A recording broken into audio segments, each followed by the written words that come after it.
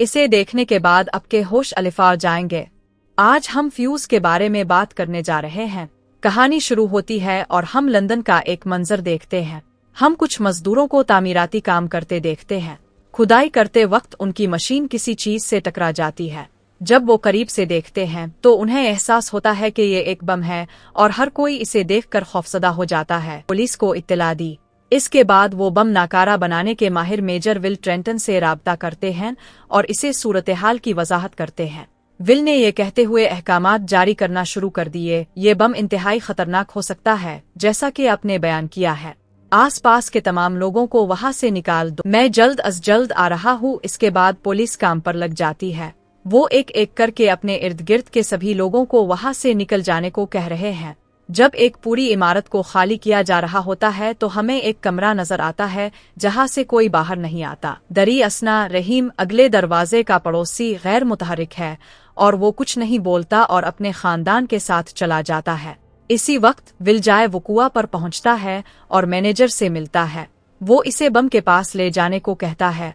वो बम की पूरी गहराई को समझने के लिए इसका बगौर जायजा लेता है। इसी तरह का एक बम नाकारा बनाया था। तभी एक और आदमी नक्शा लेकर आता है। वो बताते हैं कि जहां बम वाक़े है इसके बिल्कुल नीचे पावर गर्ड है। अगर ये बम फट जाता तो पूरा पावर गर्ड तबाह हो सकता था, जिससे बहुत से लोग मारे जा सकते थे। इसलिए हमें शहर की बिजली काटना पड़ सकती है, तब ही हम सही तरीके से काम कर सकेंगे। फिर वो एक रोबोट को फोन करते हैं और रोबोट आहिस्ता आहिस्ता बम के करीब जाने लगता है। इतना ही गहरा जेर जमीन है जितना नजर आता है। इसका मतलब है कि ये बम उनकी तवक्को से बड़ा है। विल सबको बताता है कि पहले हमें वहां से पानी निकालना है, तब ही हम बम को सही तरीके से देख सकेंगे। वो बोरिंग मशीन लाता है और पानी निकालना शुरू कर देता है। इस दौरान पुलिस ने पूरे इलाके को खाली करा लिया है। उन्होंने किसी भी नाखुशगवार वाक़ये की सूरत में मजीद जानी नुकसान से बचने के लिए बिजली भी काट दी है। फिर हमने इसी अपार्टमेंट का एक मंजर देखा जहां से कोई बाहर नहीं निकला था। अंदर हम 4 आदमियों को देखते हैं जो किसी मिशन के लिए तैयार दिखाई देते हैं। उन्होंने सिक्योरिटी की वर्दी पहन रखी है। घर से निकलने के बाद वो सीधे तहखाने की तरफ जाते हैं और दीवारों को खोदना शुरू कर देते हैं। फिर हम उनके इरादों को देखते हैं। दीवार के इस पार एक बैंक है और ये लोग इसका फायदा उठाकर बैंक लूटना चाहते हैं। ये पूरा मास्टर प्लान सबकी तवज्जो हटाने के लिए था। उन 4 आदमियों में से एक का नाम कराली है। कराली पहले बाहर आता है और कैमरा लगाता है ताकि वो उन तमाम लोगों पर नजर रख सके। फिर वो एक जनरेटर लाता है क्योंकि अंदर बिजली नहीं है और उन्हें अपना सामान चलाने के लिए बिजली की जरूरत होगी। वो जनरेटर चिल्लाते हैं और दीवार को काटना शुरू कर देते हैं। उन्होंने पहली परत को काट दिया। फिर वो दूसरी तह को तोड़ने के लिए हथौड़े का इस्तेमाल करते हैं और अब वो तकरीबन टूट चुकी है। अब वो आखिरी तह को तोड़ने के लिए एक बहुत बड़ी मशीन का इस्तेमाल करते हैं, लेकिन इससे बहुत तेज आवाज आती है। वो जानते हैं कि पुलिस की गाड़ियां गुजर रही हैं, इसलिए कराली बाहर गुलहरी की तरह खड़ा है। जैसे ही पुलिस की गाड़ी करीब आती है, वो वाकी टाकी पर अपने साथियों से कहता है कि वो मशीन बंद कर दे और यूं वो आखिरी तह को तोड़ना शुरू कर देते हैं। इसी दौरान वहेल को बताया जाता है कि बम के करीब का सारा पानी निकाल दिया गया है, लिहाजा वहेल बम पर आ जाती है। वो इसकी हर तफसील का बगौर मुशाहिदा करता है। पहली चीज जो वो देखता है वो डेटोनेटर है, जो अब भी काम कर रहा है। इसे देखकर इसे कुछ सुकून मिलता है, क्योंकि वो जानता है कि अगर डेटोनेटर ठीक काम कर रहा है तभी वो इसे नागारा कर सकते हैं। इसे एक टाइमर नजर आया और इसके असाब बदल गए। इसने फौरन ही समात का आला निकाला और सुनना शुरू कर दिया। इसे एहसास हुआ कि टाइमर वाकई टुक टुक कर रहा है और शायद उनके पास ज्यादा वक्त नहीं है। वो पुलिस को चीख कर खबरदार करता है कि ये एक संगीन खतरा हो सकता है। पुलिस को भी इसका एहसास है। उनके मुताबिक उनके पास ज्यादा से ज्यादा वक्त 48 घंटे है, लेकिन ये कम भी हो सकता है। अब सब खौफजदा हैं। वो दौड़ता है और एक मकनातीसी टाइम इंटरसेप्टर को बम से जोड़ता है। टाइमर को फिलहाल रोकता है, लेकिन विल अब भी एक हल के बारे में सोच रहा है। वो सबको बताता है कि उन्हें यहाँ एक दीवार बनाने की जरूरत है ताकि अगर कल कोई धमाका हो तो किसी को नुकसान ना पहुँचे।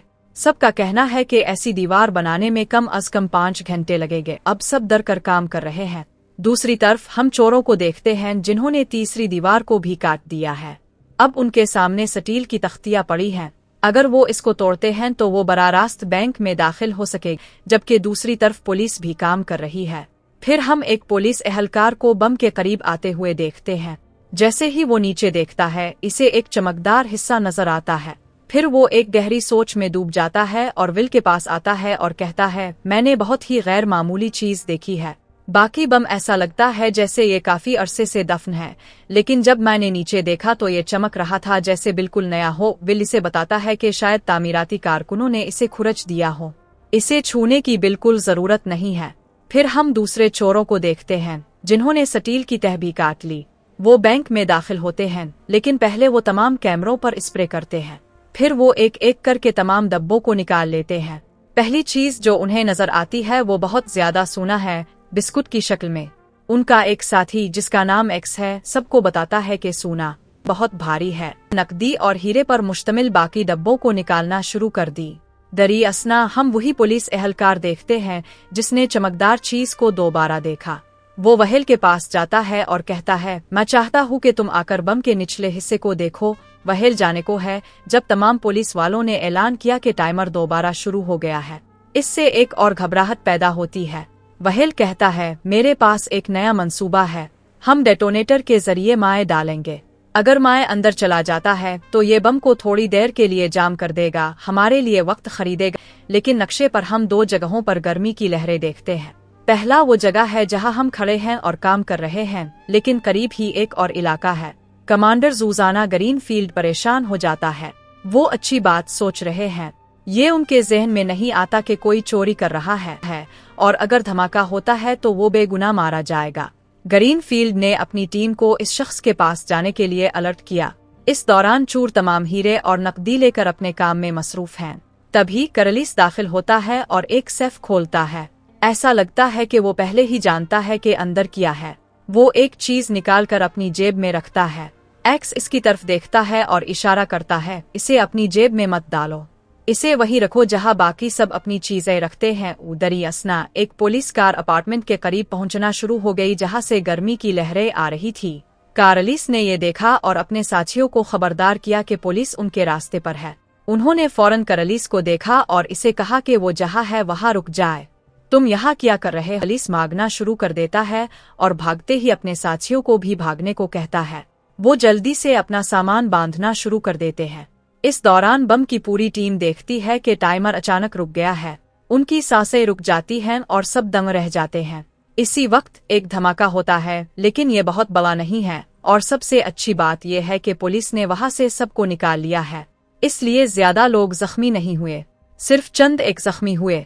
इसी दौरान तमाम चोर भी अपना सामान लेकर निकल आए, लेकिन अब वो दो गिरोहों में बच चुके हैं। सबसे पहले दो लोग दूसरों का इंतजार करने के लिए अपनी गाड़ी में जाते हैं और हम बाकी दो को छत पर देखते हैं। वो अपने पास मौजूद तमाम कीमती सामान को ड्रोन में भेजना शुरू कर देते हैं और फिर नालों की तरफ भागते हैं। लेकिन पुलिस ने उन्हें देखा है और ग्रीनफील्ड भी उन पर मशकूक हो गया है।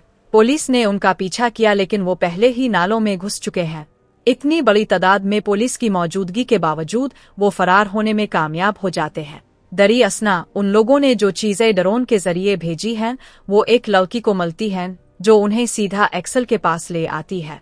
तब तक दूसरे दो आदमी कार में सवार हो गए और वो निस्बतन आसानी के साथ रवाना हो गए।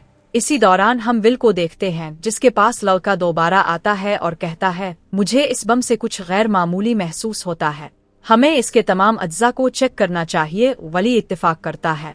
वो सबसे कहता है कि सारा सामान इकट्ठा कर ले।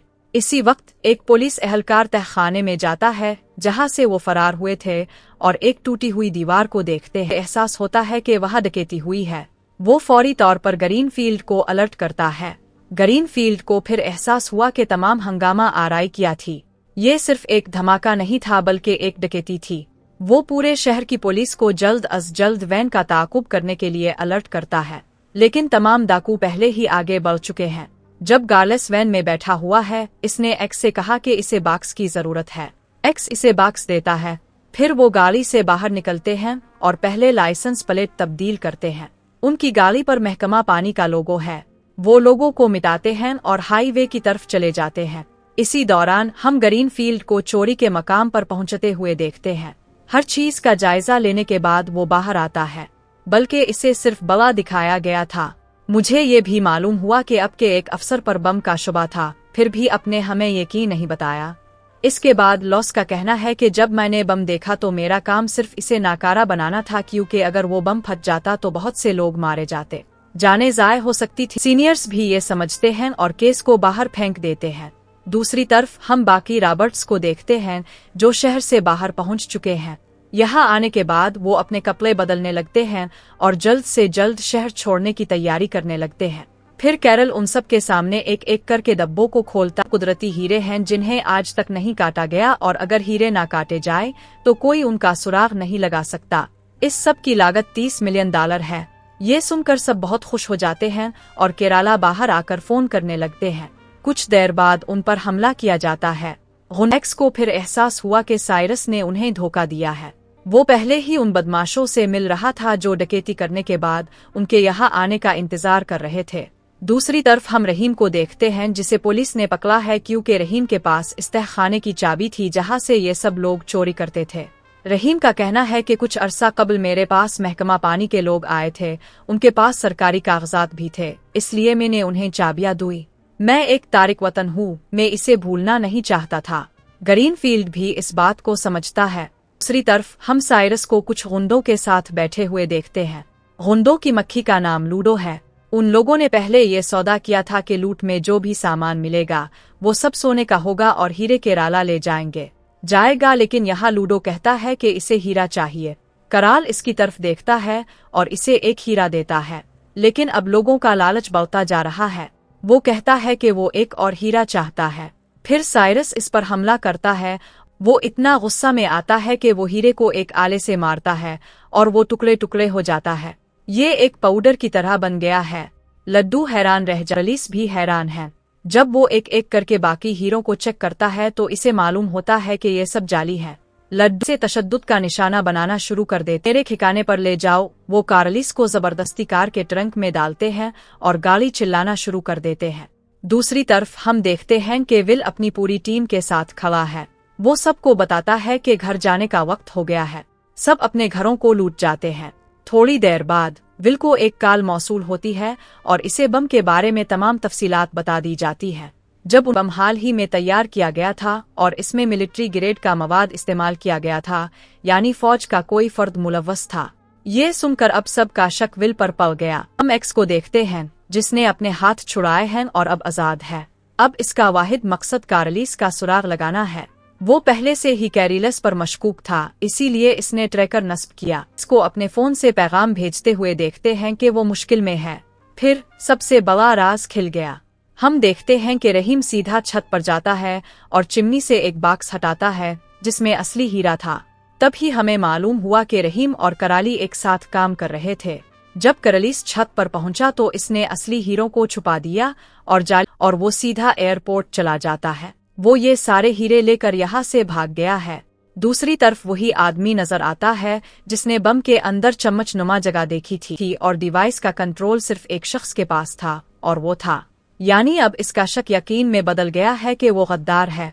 दूसरी तरफ हमें एक्स का गैंग नजर आता है जो बदमाशों तक पहुंच गया है। वो उन पर हमला करते हैं और एक एक करके सबको मारना शुरू कर देते हैं। वो इसे बॉक्स से बाहर ले जाते हैं। हम तुम्हें कुत्ते की तरह मारेंगे क्योंकि तुमने हमें धोखा दिया है। उन्होंने इसके मुंह पर प्लास्टिक डाल दिया ताकि इसका दम घुटने लगे। तभी एक गोली सीधी आकर लगती है और कोई नहीं बल्कि वो आ गया है। इसका मतलब है कि वो उन सब चीजों में भी मिला हुआ है। इसने ये बम बनाया था। दूसरी जानिब ग्रीनफील्ड को अब सीसीटीवी फुटेज के जरिए इसका इल्म हुआ है। तभी ये शख्स रहीम की तरफ देखता है। वो कहता है कि इसकी तस्वीर यहाँ की लगाई गई है। जब जुएल अफगानिस्तान में तैनात थे तो रहीम उनका मुतरज्जिम हुआ करता था। दूसरी तरफ हम देखते हैं कि सेरिल एक होटल पहुंच गया है जहां इसे नया पासपोर्ट और दीगर जरूरी चीजें मिलेगी, जबकि वो प्राइवेट हेलीकॉप्टर लेकर गायब हो जाता है और सेरिल एयरपोर्ट पहुंच जाता है और नए पासपोर्ट की मदद से वो भी यहाँ से चला जाता है। पुलिस इस बात से बेखबर है कि उनके साथ क्या हो रहा है। वो कैरलू को हर जगह तलाश कर रहे हैं। फिर ग्रीनफील्ड विल के घर पहुंचता है और जैसे ही वो अंदर जाता है तो इसे बहुत से शवाहिद मिलते हैं जिससे साबित होता है कि इस बम को बनाने वाला कोई और नहीं बल्कि विल है। लेकिन ये तीनों पहले ही यहाँ से फरार हो चुके हैं। कुछ अरसे बाद वो तुर्की में मिलते हैं और फिर हमें उनकी सारी कहानी मालूम होती है। कई साल पहले कैरल अफगानिस्तान में इस वक्त पकड़ा गया था जब इसने हीरा चोरी किया था और कुछ लोग इसे मारने के लिए ले जा रहे थे। इस वक्त विल अफगानिस्तान में तैनात थे और उनके साथ रह रहे थे। ऐसी जगह पहुंचे जहां चारों तरफ बारूदी सुरंगें बिछी हुई थीं और वो लोग दूसरी तरफ से किरालू को ला रहे थे। फिर उनकी पहली कार में धमाका हुआ और कैरलू ने भागना शुरू कर दिया। बाकी लोगों ने इसका पीछा किया। किराली आकर विल के पास छप गए। फिर रहीम दूसरों को मारना शुरू और इसे बताता है कि तारों को एक एक करके कैसे काटा जाता है। कैरल भी ऐसा ही करते हैं और बिलाखिर उन तीनों को बचाया जाता है। यहाँ से उन तीनों की दोस्ती हो जाती है। वो तमाम हीरे बेच कर ले जाते हैं। उन्हें बेचने के बाद उन्हें $30 मिलियन मिलते हैं। तो दोस्तों, आज हमारी वीडियो यहीं खत्म होती है।